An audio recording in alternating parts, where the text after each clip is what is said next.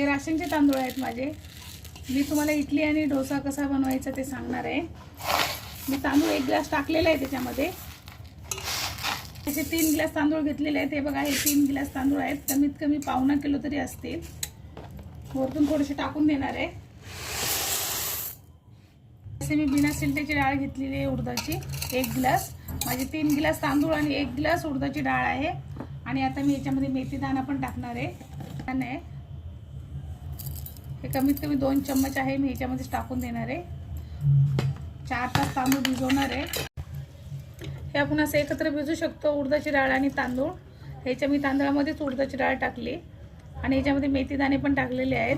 हे चांगले 3 ते 4 तास भिजूया।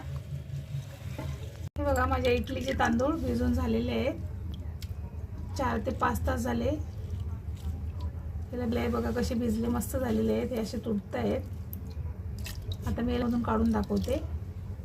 या पद्धतीने बारीक केलेले आहे। थोडंसं दरदरा आहे, थोडंसं आहे, असं एकदम जास्त पण बारीक नाही। हे बघा असं आहे, असं झालेलं आहे। आता याला कमीत कमी 4 ते 5 तास झालेले आहेत मी मिक्सरमधून काढून।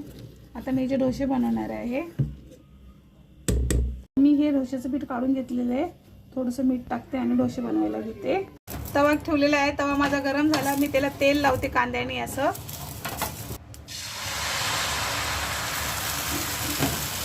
1 चमचा आणि थोडंसं वरती घेतलं।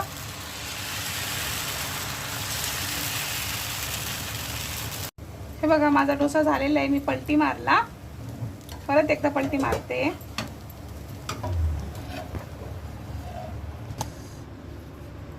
डोसे मी करून ठेवलेले होते पहिलेच। असे डोसे झालेले आहेत, एकदम मुलायम आहेत, खूप मस्त झालेले आहेत। ह्या पद्धतीने तुम्ही करून बघा, नक्की तुम्हाला माझे डोसे आवडतील। मला शेअर करा, कमेंट करा। ओलं नारळ आहे आणि मी काही हिरव्या मिरच्या घेतलेल्या आहेत। मी आता खोबऱ्याची चटणी बनवणार आहे। त्याच्यामध्ये थोडंसं पाणी टाकते आणि खोबरं फिरवते। हे अर्धा नारळ आहे माझं। तेल टाकलेलं आहे 2 चमचे। आता मी खोबऱ्याची चटणी सांगते।